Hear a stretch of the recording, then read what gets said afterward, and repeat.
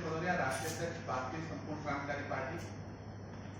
आपका परिचय है, आपके परिचय के मुताबिक लेकिन फिर भी हमारा आपका आमना सामना इसलिए परिचय हो जाए। आप डॉक्टर AP सिंह जी, विख्यात सुप्रीम कोर्ट अधिवक्ता, वरिष्ठ अधिवक्ता।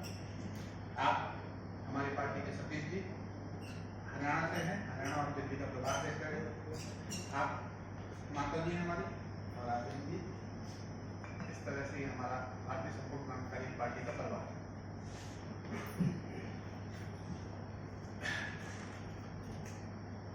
मेरा परिचय प्राप्त हुआ, मैं ठाकुर जगत सिंह भदौरिया, राष्ट्रीय अध्यक्ष भारतीय संपूर्ण क्रांतिकारी पार्टी। चूंकि आज JP की जयंती का दिन है, लोक नायक जयप्रकाश, एक समय एक नारा चला था, गूंजे धरती और आकाश, देश का नेता जयप्रकाश। इस देश का एक दुबला पतला व्यक्ति सामाजिक व्यवस्था और परिवर्तन के लिए दिल्ली से पटना तक की यात्रा और पटना में जाकर के एक जन आंदोलन, वो इस तरह का जन आंदोलन जो कि उन्होंने कहा कि मैंने न किसी को बुलाया और पब्लिक वहां इकट्ठी हुई, ये जन आंदोलन। तो पुनः आज उसी व्यवस्था परिवर्तन के लिए आज उनका, चूंकि हमारी पार्टी भारतीय संपूर्ण क्रांतिकारी पार्टी और संपूर्ण क्रांति का नारा JP ने दिया था, तो आज उनके जन्मदिन के अवसर पर 121वीं जन्मदिन है आज उनका, JP जी का। तो आज उनके जन्मदिन के अवसर पर हम सब लोग सादर एक दूसरे के सामने उपस्थित हैं। JP जी के साथ हमारे पार्टी के संस्थापक डॉक्टर ओम प्रकाश सिंह जी, जिन्हें लोग प्यार से बाबा साहब के नाम से कहा करते थे, जो JP जी के साथ कंधे से कंधा मिलाकर रहे और इस देश को एक संपूर्ण क्रांति का परिवर्तन किया। परिस्थितियां इस तरह की थी जो कुछ कुछ मिलती जुलती आज है, वही चीज है। एक डस्टनी होती है जो मैं अक्सर कहा करता हूँ कि वो डस्टनी होती है, वो घूमती रहती है, तो आज वही फिर डस्टनी घूम रही है और व्यवस्था परिवर्तन चक्र घूम रहा है। उस समय दिनकर जी ने कहा सिंहासन खाली करो, अब जनता आती है। हम मध्य प्रदेश से आपके बीच में इसलिए आए कि मध्य प्रदेश, छत्तीसगढ़ और राजस्थान तीनों प्रदेश का चुनाव हो रहा है और खास करके मध्य प्रदेश में हमारी पार्टी सभी संपूर्ण 230 सीटों पर अपने साथियों के साथ चुनाव लड़ रही है। और इससे पहले मैंने लाइन आपको सुनाई थी दिनकर जी की, सिंहासन खाली करो, अब जनता आती है। लोक नायक जयप्रकाश और ओम प्रकाश बाबा साहब हमारी पार्टी के संस्थापक थे। व्यवस्था परिवर्तन के लिए संपूर्ण क्रांति अति आवश्यक है, ये उनका मानना था। संपूर्ण क्रांति से मेरा तात्पर्य समाज के सबसे अधिक दबे और कुचले व्यक्ति को सत्ता के शिखर पर देखना है। हम जात पात का विरोध करते हैं, जात के आधार पर कोई व्यक्ति कैसे सर्वोच्च पद पर बैठ सकता है, इसके लिए संघर्ष, योग्यता और काबिलियत और जनता का प्यार होना चाहिए। युवाओं से पुनः अपील है कि वे लोकतंत्र की रक्षा के लिए आगे आए और हमारी पार्टी के कार्यकर्ता साइलेंट मोड पर गली गली, गांव गांव, घर घर बैठे हुए हैं और निश्चित रूप से ये सत्ता का एक बड़ा परिवर्तन होगा। और मध्य प्रदेश में एक अपेक्षाकृत जो नहीं है वो आपको देखने को मिलेगा और एक नया परिणाम मिलेगा। और जो भी मेरा उद्देश्य है कि वहां की विधानसभा में बिना संपूर्ण क्रांतिकारी पार्टी के विधानसभा पूर्ण नहीं होगी। शैक्षिक स्तर पर गिरावट, महंगाई, भ्रष्टाचार, शासकीय अराजकता, बेकारी, बेरोजगारी, राजनीतिक प्रवृत्ता, अपराधीकरण, समाज की व्यवस्था बदले, राज्य की व्यवस्था बदले, तभी कभी बदलाव पूरा होगा, मनुष्य सुख शांति युक्त जीवन जी सकेगा। आवश्यकता है कि चुनाव सस्ते हो, प्रशासनिक और चुनाव संबंधी सुधार हो, तौर पर प्रतिनिधित्व और जरूरत हो, प्रशासन जनता के निकट आए। उस समय भी संपूर्ण सात क्रांति की आवश्यकता थी, राजनीतिक, आर्थिक, सामाजिक, सांस्कृतिक, बौद्धिक, शैक्षणिक, आध्यात्मिक। आज वह वैसी की वैसी है और आज पुनः उन सातों चीजों की पुनः आवश्यकता है। जय हिंद, जय भारत, वंदे मातरम। हमारी पार्टी पूरे मध्य प्रदेश में, छत्तीसगढ़ में और राजस्थान में चुनाव बहुत ताकत के साथ लड़ने जा रही है। आगे हमारे राष्ट्रीय महासचिव श्री AP सिंह साहब कहेंगे।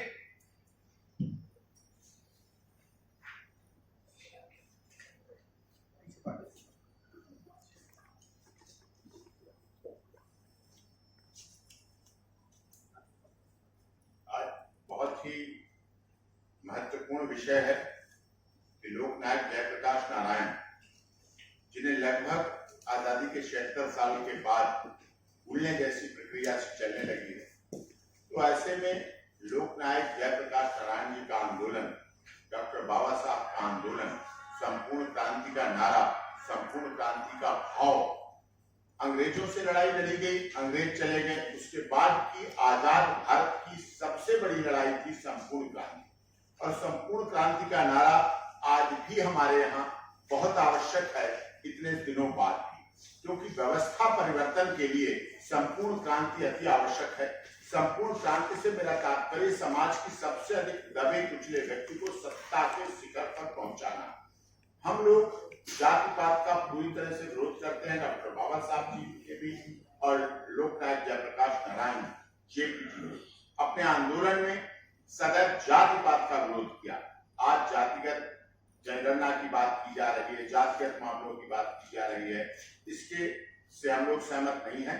और जाति के आधार पर कोई व्यक्ति कैसे सर्वोच्च पद पर बैठ सकता है, इसके लिए संघर्ष, योग्यता की काबिलियत और जनता का प्यार होना चाहिए। इसीलिए लोकतंत्र की रक्षा के लिए ये अति आवश्यक है कि ये मांग जो संपूर्ण क्रांति का नारा था, उसमें क्रांति के लिए जो आवश्यक चीजें हैं, वो क्रांति के लिए आवश्यक क्या है? राजनीतिक क्रांति आज भी हमें जरूरत है, आर्थिक क्रांति आज भी हमारी आवश्यकता है, सामाजिक क्रांति आज भी हमारी बहुत बड़ी आवश्यकता है। आज भी हम समाज में दबे कुचले वर्ग के लिए कितना कर पा रहे हैं। आज भी हमारे देश में ऐसी घटनाएं हो जाती हैं जो जातिगत हिंसा का रूप लेती हैं, चाहे देवरिया प्रकरण हो जाए, चाहे और प्रकरण हो जाए। तो राजनीतिक, आर्थिक, सामाजिक और सांस्कृतिक क्रांति इसलिए जरूरी है क्योंकि हमारी पाश्चात्य सभ्यता हमारे देश पर हावी होती जा रही है। और पाश्चात्य सभ्यता जब भी हमारे देश पर हावी हुई, संख्या बढ़ी, तो हमारी सभ्यता संस्कृति गर्त में जाती चली जा रही। उससे हमारे युवक युवतियों के पतन का कारण मुख्य हो जाता है पाश्चात्य सभ्यता के रंग में बसना उनके कारण। तो सांस्कृतिक इसलिए भी हमारी जरूरत है।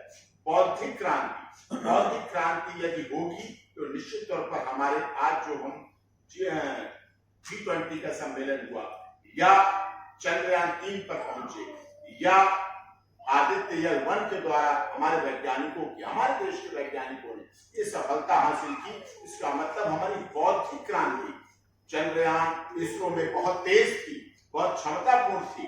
कल हम लोगों ने ताज पैलेस को सम्मानित भी किया, उनके कार्यक्रम में सम्मान दिया उन्हें, इसरो की पूरी टीम को। तो इसका क्या अर्थ था कि हमारी बौद्धिक क्षमताएं भी आगे बढ़ रही हैं और बौद्धिक क्रांति की बौद्धिक संपूर्ण क्रांति होनी चाहिए।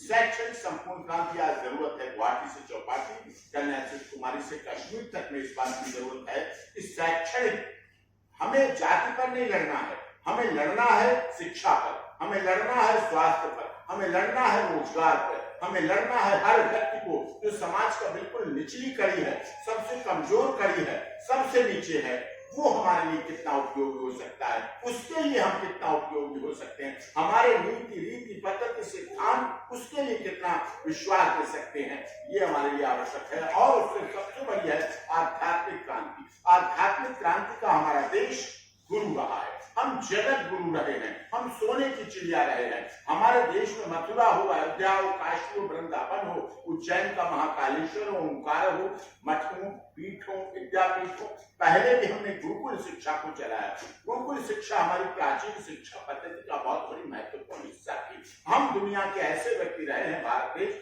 जो नालंदा यूनिवर्सिटी, जहाँ शैक्षणिक की बात की जाए और आध्यात्मिक क्रांति की बात की जाए, नालंदा यूनिवर्सिटी दुनिया की सबसे प्राचीन यूनिवर्सिटी थी। ना कैम्ब्रिज यूनिवर्सिटी थी, ना कैलिफोर्निया यूनिवर्सिटी थी, लेकिन हमारी नालंदा यूनिवर्सिटी थी। हमारे गौतम बुद्ध ने, आज हमास पर आप लोग मीडिया वाले सवाल पूछते हैं, आज पूछते हैं फलस्तीन में क्या हो रहा है, आज पूछते हैं इजराइल के साथ आप है या नहीं है, हमारा देश इजराइल के साथ है नहीं है, क्यों युद्ध क्यों हो रहे हैं? युद्ध नहीं होना चाहिए, हमारे सिद्धांत है, हमारी नीति है, युद्ध रुकने चाहिए। हमारा देश महात्मा गांधी के सिद्धांत वाला भी रहा है। तो देश युद्ध मिटेंगे, जब युद्ध खत्म होंगे तभी तो शांति होगी। युद्ध हमें करना है, ऐसा नहीं हम युद्धहीन हो जाएंगे। युद्ध हमें करना है अशिक्षा के खिलाफ, युद्ध हमें करना है बेरोजगारी के खिलाफ, युद्ध हमें लड़ना है जातिवाद के खिलाफ, युद्ध हमें लड़ना है आतंकवाद के खिलाफ, युद्ध हमें करना है हिंसा के खिलाफ। युद्ध हमें इन बुराइयों के खिलाफ लड़ना है। इसलिए हमें आध्यात्मिक क्रांति, जो हमारे रामायण, वेद, पुराण, उपनिषद, गीता, ये हमारी दुनिया के सबसे बड़े पुराण है, वेद है। चारों वेदों की निर्माण कब से चला रहा है? जब आदिकाल, अनादिकाल सनातन धर्म जब से था, उस समय से वेद, रीति, नीति, पद्धति, सिद्धांत चले आ रहे हैं और हमारा वो आधार है और हम इन सब आधारों को लेकर आगे बढ़ रहे हैं। इसी में हमारे युवा भी हैं, महिलाएं भी हैं, बच्चे भी हैं, बुजुर्ग भी हैं। हमारी पद्धति ऐसी नहीं है कि बुजुर्ग वृद्धाश्रम खोले जाए, हमारी स्थिति नहीं है ऐसी। हमारी स्थिति है कि घर को ऐसा मंदिर बना दो जिसमें माता पिता को ही घर में पूजा की तरह, उन्हें भगवान माना जाए, उन्हें देवी देवताओं की तरह माना जाए। पत्थर के देवी देवता से आपको मिलेगा कुछ नहीं मिलेगा, लेकिन अगर आप अपने माता पिता का सम्मान करेंगे, आदर करेंगे, उनके साथ भाव करेंगे, तो निश्चित तौर पर आपको सारे देवी देवता भी मिलेंगे और सम्मान देंगे। यही हमारी आज का अवसर है यहाँ दिल्ली प्रेस क्लब में आप लोगों से एक साथ रूबरू होने का, और जो भी समसामयिक विषय है, जो भी जिस बारे में आपको जानकारी है, आदरणीय डॉक्टर जोगेंद्र सिंह जी पूरे देश में इस क्रांति को चला रहे हैं। संपूर्ण उम्मीदवार को चुनाव में लड़ाएगी। हमारी पार्टी अपराध और आपराधिक छवि वाले लोगों को टिकट नहीं देगी। शिक्षा एवं योग्य लोगों को ही, शिक्षित एवं योग्य लोगों को ही चुनाव लड़ाना पार्टी की प्राथमिकता रहेगा। मध्य प्रदेश की सभी यूनिवर्सिटियों की सभी समय पर विधिवत परीक्षा की जाए, ये निर्धारित समय पर परीक्षा की जाए, यह इस समय के तत्कालीन सबसे बड़ी मांग है। आपने देखा होगा, खास करके हमारे यहाँ मध्य प्रदेश में 3 वर्ष का कोर्स छात्र 4 वर्ष में और 5 वर्ष में पूरा कर पाता है, वो अपने सेमेस्टर के बीच बढ़ता रहता है, क्योंकि वहाँ निर्धारित समय पर परीक्षा ही नहीं होती। जब समय पर निर्धारित परीक्षा ही नहीं होगी तो आगे वो नौकरी के लिए कब आएगा और कब नौकरी करेगा। हमारी पार्टी आते ही समय पर निर्धारित समय पर परीक्षा होगी। राजनीतिक कारण से बनाए गए सारे आपराधिक प्रकरणों को वापस किया जाएगा अगर हमारी पार्टी सरकार में आती है। सरकारों को स्वतंत्र पत्रकारिता करने का अवसर प्रदान किया जाएगा। सार्वजनिक मामलों की जांच करने वाले पत्रकार को, जिनकी जान और जीवन को खतरा है, नियम अनुसार पुलिस और सुरक्षा प्रदान की जाएगी।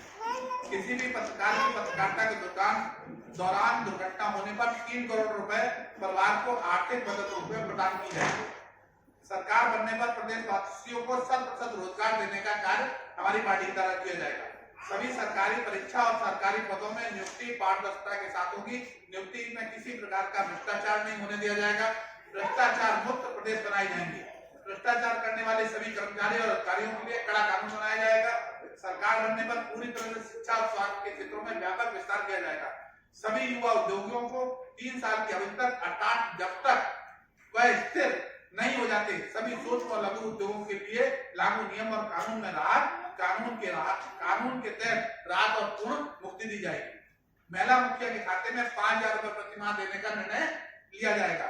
विशेष स्वास्थ्य अधिकार कानून लागू होगा और सुनिश्चित तौर पर खाद्य सुरक्षा देने का निर्णय हमारी पार्टी करेगी। धन्यवाद। आपके कोई भी प्रश्न हो?